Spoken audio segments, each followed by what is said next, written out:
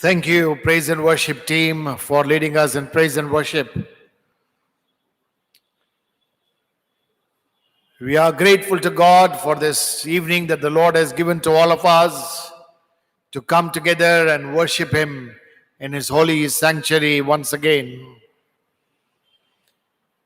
As we come to observe this day as the annual Thanksgiving Sunday, we come with a grateful heart to celebrate God's faithfulness in each of our lives.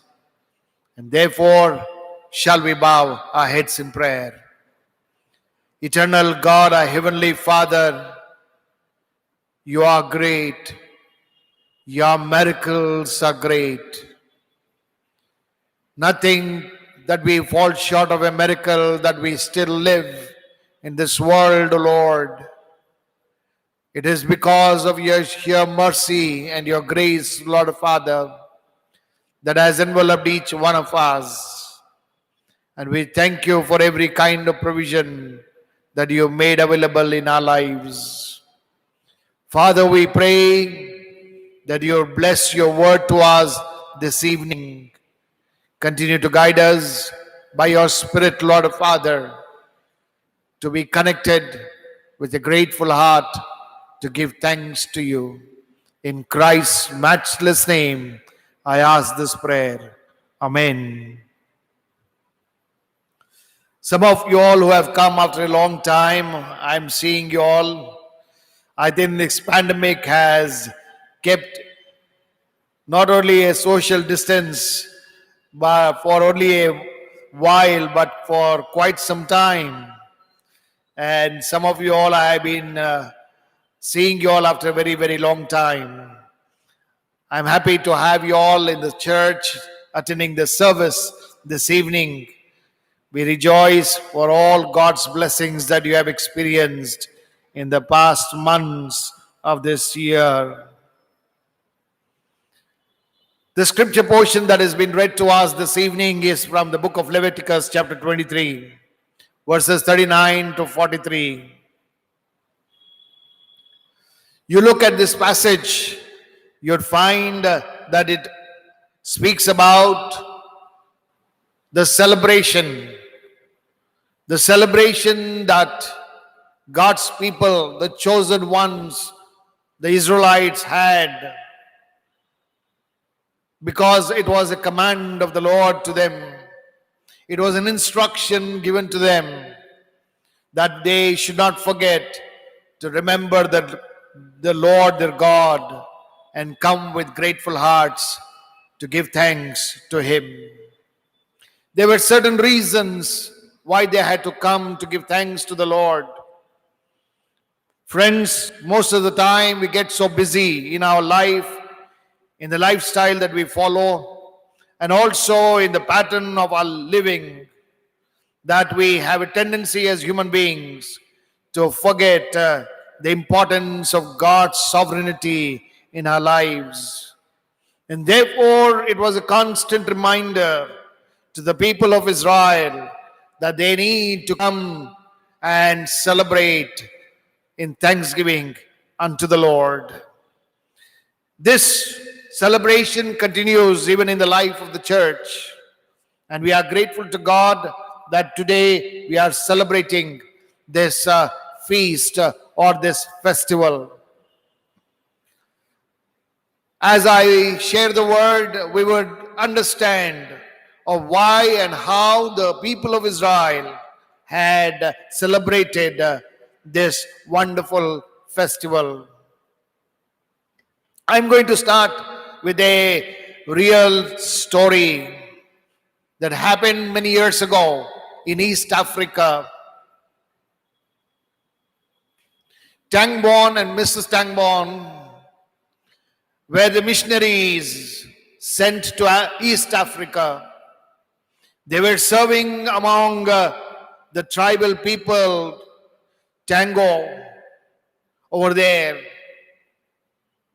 It was a challenging task for them because the tribal people were not the way that a normal human being behaves. Every move of theirs can be a threat to these missionaries. But it so happened when the missionary was going in his car, he saw there was an old man who was walking, this tribal man. He was unable to walk because he was sick. So he stopped his car and said, "Can I leave you to your place?" He took this man and left him to the doorstep of his house, of his shelter, of his hut. After a few days that have gone by, this man returned and there was a knock at the door of the missionary's house. The missionary opened the door and saw the same gentleman that he had offered a lift to give many days ago has come now. But this time when he came with a bunch of bananas in his hand. He brought the bunch of bananas to give to this missionary, not in return for what help that the missionary has granted to him or given to him, but as a gratitude. He wanted to show his appreciation. Dear friends, many times we have received from the Lord many blessings. Therefore, I like this beautiful hymn, "Count your blessings, name them one by one, and it will surprise you what the Lord has done." How many of you all before this annual Thanksgiving Day sat down quiet at your table, took a paper and a pen, and how many of us have written those blessings that we have received in the year 2020? Were you able to complete the list? If you have done it. If you have not done it, it is not too late. It is nice that we go back and sit down at home and see how God has blessed each one of us, how God has taken care of each one of us. God in turn doesn't expect that you come to give an offering to Him, but God in turn expects that we come with a grateful heart unto Him, a gratitude. This tribal man wanted to show his gratitude for a simple reason. The day that he was not able to walk the path back to his house because of his sickness, probably he must have thought that I may not even reach my home. Somewhere in between I may collapse, I may die. And therefore you find in the journey, God sent an angel in the form of this missionary to give him a lift and take him home safe that day. He understood the importance of what it means. He came back with a grateful heart, a gratitude. My friends, we are all on a journey. Remember this pandemic time. We have all been journeying. And our journey thus far has been safe. How am I coming to the house of God? What am I doing in the house of the Lord when I come? God only expects that you would come to pay a gratitude to Him of your life. He doesn't require anything. He requires your life, that you would live with Him. And that is what He expects of each one of us. My friends, how many of us, we have almost reached the fag end of this year, 2020. We are in the month of November. How many of us have come with a grateful heart today to say, thank you that you have seen me through, Lord, through this pandemic time? My friends, When you turn around to the statistics of the world, when you turn around to the statistics of our own country, when you turn around to the statistics of our own state of Telangana, and also when you turn to see the statistics of our own city of Hyderabad, many people whom we know have gone to be with the Lord. God has been so good to all of us. That's the reason I love to say, God is good.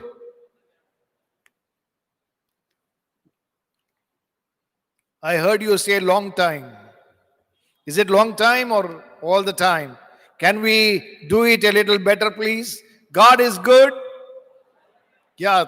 God is good all the time. All the time, God is good. Truly, through our ups and downs, God has been good to us. God has taken care of us. And therefore, the people of Israel had to be constantly be reminded that there's an importance to this feast.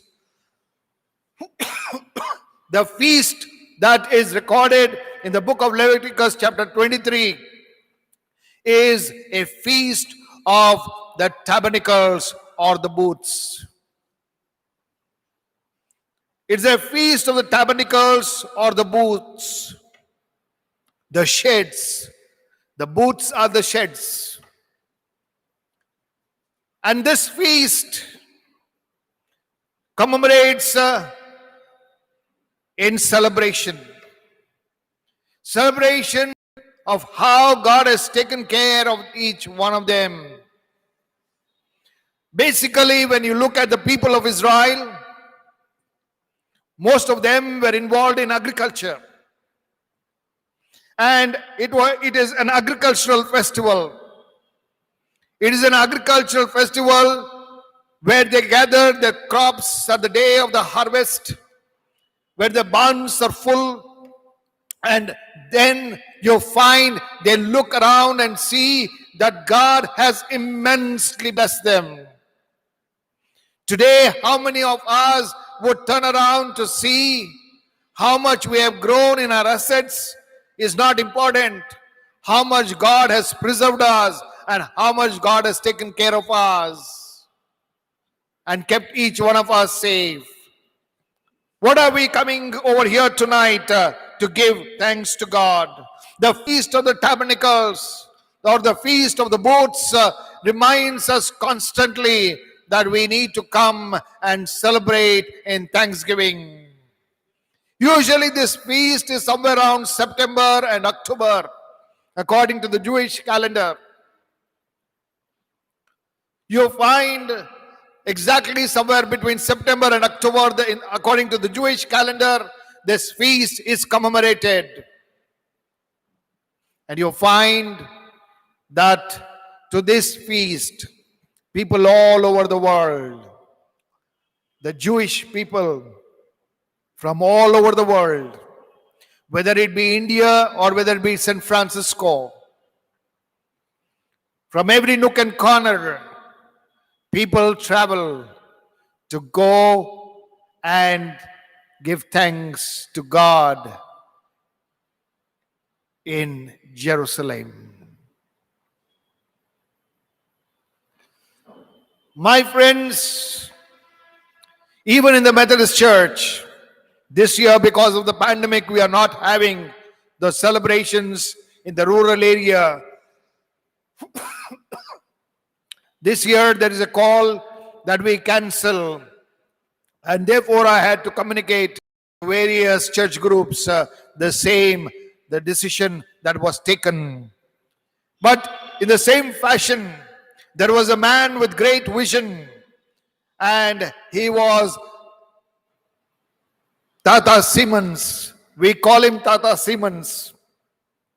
This man had a great vision, and through that vision at Dharur, a small village, a village which is in the midst of a jungle, beyond Vikarabad, you find that the people all over Karnataka and all over Telangana and all over Andhra Pradesh travel. Some of them travel on barefoot. They start taking their journey many days before the Jatra starts. And they all come and pitch in their tents over there. And they make their booths and stay over there for a week and celebrate in thanksgiving of gratitude to God. For what reason? The only reason that they have is this: God, you have blessed us in our agriculture. You have blessed us and blessed our fields. You have given us a great harvest. You have given us crops, and we had a successful harvest, and our barns are full, O Lord. And therefore we come to give thanks to God. And they walk all the miles and come. My friends, today is a constant reminder to the church that we ought to be grateful for what God has been doing in each of our lives. There was a Jewish rabbi who told this. He said, "He who has not seen Jerusalem during the feast of the tabernacle does not know what rejoicing means." He who has not seen Jerusalem at the feast of the tabernacle doesn't know what rejoicing means. Some of you all have traveled to Jerusalem. Some of you all were on your world tour to Israel and seen Israel also. Some of you all desire to go, but plan your travel this way after this pandemic subsides, that you go at the feast of the tabernacle. You would hardly find place for you to stay. All over the world, people will be traveling. They come only for one reason: to say, "Thank you, Lord." Tonight, what is the reason that you are seated over here in the house of God?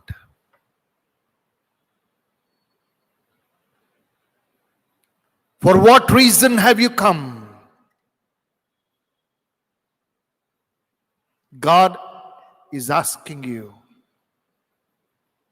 My friends, without a reason, there is no worship that we offer to the Lord. The second reason, it's not only a feast of the agriculturists. It is a feast of the tabernacles, is also a commemorative feast. It commemorates what?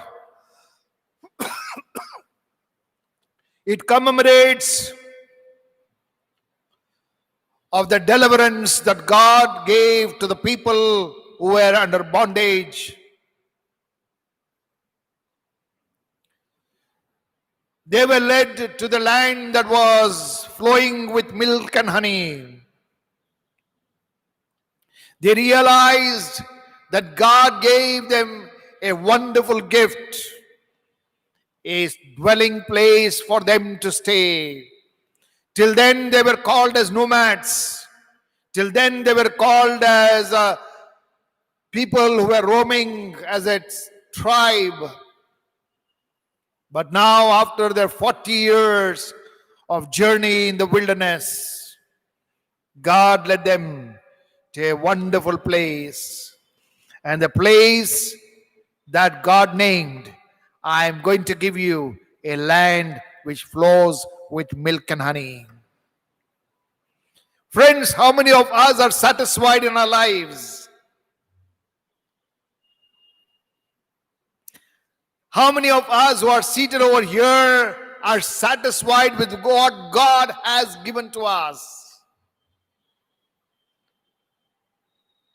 When I start asking individuals, I think 99.9% of people would say, "I have still some craving for something else in life." We are not people of satisfaction, but we ought to come with a satisfied heart. Then only we can come with a grateful heart to give and show our gratitude to God. Are you satisfied where God has placed you? Are you satisfied of what you have been doing? We are people with a nature called as greed. Greed is dangerous. Ambition is good. Greed is dangerous.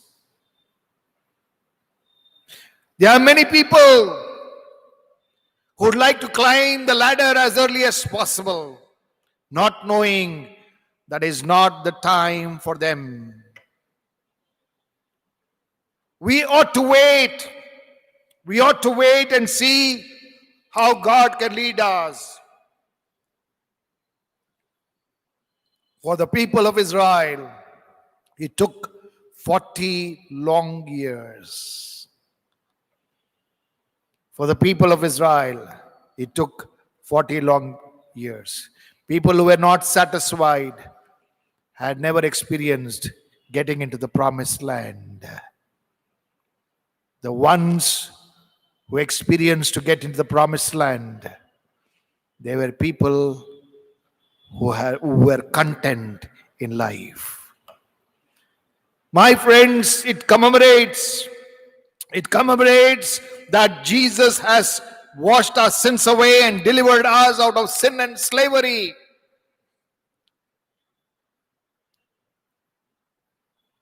Romans chapter 5 verse 8, the Bible says that we have sinned and Christ died for us. You don't have to pay the price. I don't have to pay the price. My Lord has paid the price. Your Savior has paid the price to wash your sins and mine, to bring us out of the bondage and to give us deliverance. We commemorate in thanksgiving the same. O Israel, remember not to forget. Therefore, every year come to commemorate. Commemorate what God has blessed you in your crops and your fields. Come to commemorate God's deliverance that God has given to you and led you into a promised land. Friends, this evening, how many of us have come with a grateful heart to give to the Lord? Many people think annual Thanksgiving is only the offerings that we give to the Lord. Don't you remember, friends, what Jesus said? Give to Caesar what belongs to Caesar.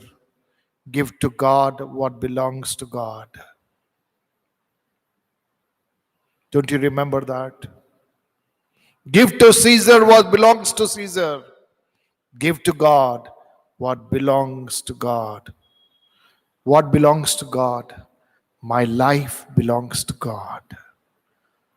I have to come to give my life to Him. Are we ready to give to Him?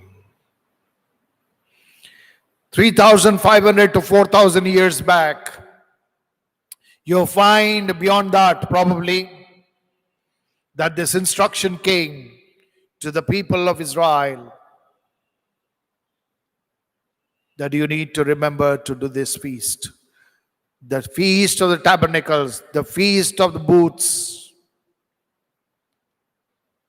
And constantly, that is one of the greatest feasts that they celebrate even till date. Even till date. My friends, this evening, many of us are under the notion When the envelope comes and reaches our home, we fill the envelope and give it to the Lord. It's a paper for the Lord. That's all. But in Him God has invested the breath of life, it is you and it is me. If I can offer myself tonight to the Lord, that is the greatest offering.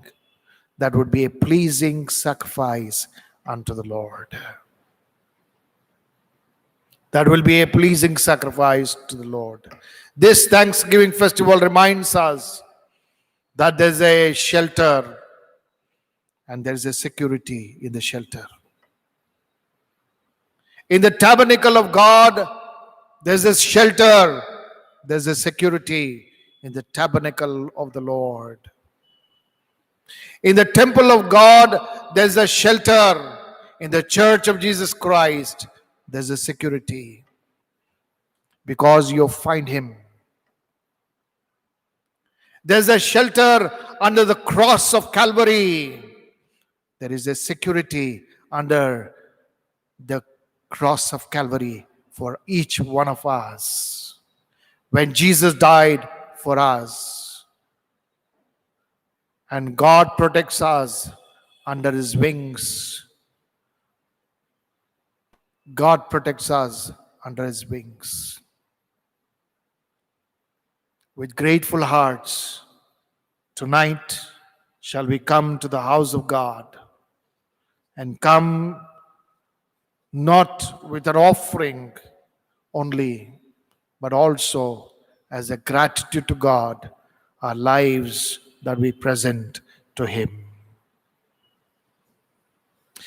The prophet Zechariah had a glimpse of this before the coming of Jesus into this world, where he says, and it shall come to pass in Zechariah chapter 14. If you have Bibles, you can turn and see. Chapter 14, verse 16 and 17. And it shall come to pass that everyone that is left of all nations which came against Jerusalem shall up from year to year to worship the King and the Lord of hosts and keep the feast of the tabernacles. And it shall be that those will not come up of all of the families of the earth unto Jerusalem to worship the King, the Lord of hosts, even upon them shall be no rain. There will be no rain. Friends, I have already told you that this feast is associated with agriculture. And if we don't come to the Lord with a grateful heart, the Bible in Zechariah chapter 14 says there will be no rain. If we do not understand the importance of a grateful heart to give to the Lord. It is not out of compulsion. It is out of your love.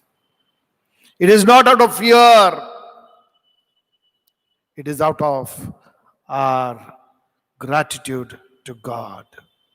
My friends, this evening, there are many references that I would like to share, but I believe and trust these two very important aspects are very, very important for you and for me.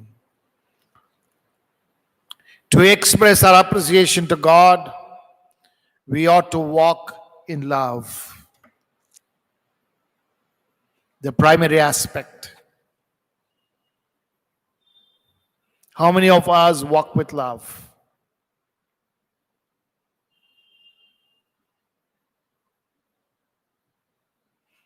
There are so many families that we counsel. As I told you a few weeks ago, because of small misunderstandings, The peace of the house is lost.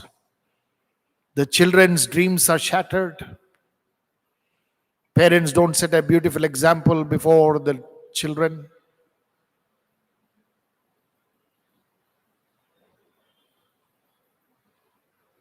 Walk in love. How can we walk in love? When we start learning to love the Lord, then we know how to love each other. It only measures the scale of our love with the Lord first. Easy to make assessment. If I don't love the Lord, I don't love my neighbor.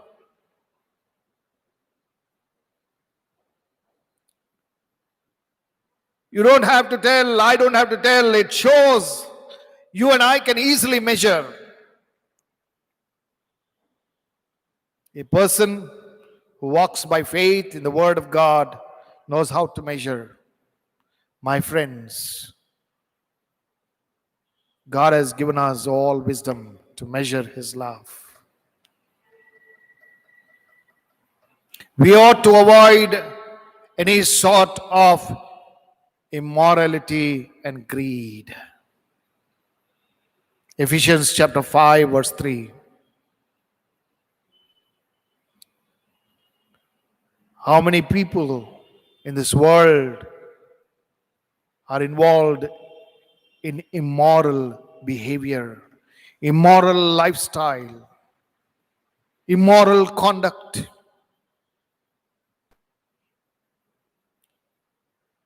Immorality is not only adultery. In your lifestyle and my lifestyle, how I live, if I'm not connected with the Lord, then my life is immoral. We need to avoid greed. I am not saying these words.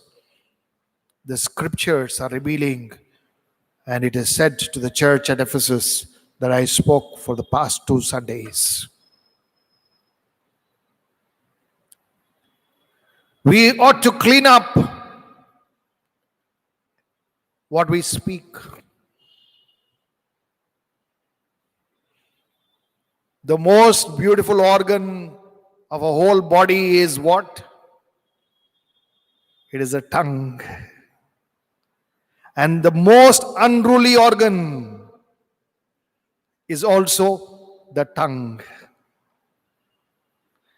Ephesians chapter 5 verse 4 says that. My friends, can we come with a grateful heart to give to the Lord? Therefore, the scripture reminds us, do not set your eyes on the things that are below. Set your eyes on the things that are above. I love that Sunday school song. Head and shoulders, knees and toes, all belongs to Jesus. I love that shampoo. I don't use that, but I love that shampoo, Head and Shoulders. But I like the scriptures that says, live head and shoulders above everyone. Your lifestyle, your practical living is what counts as a grateful offering to the Lord. Let us come to give thanks to God tonight for every blessing that we have received from the Lord. Don't underestimate the power of the Lord. Whatever we go through, still the Lord is with us.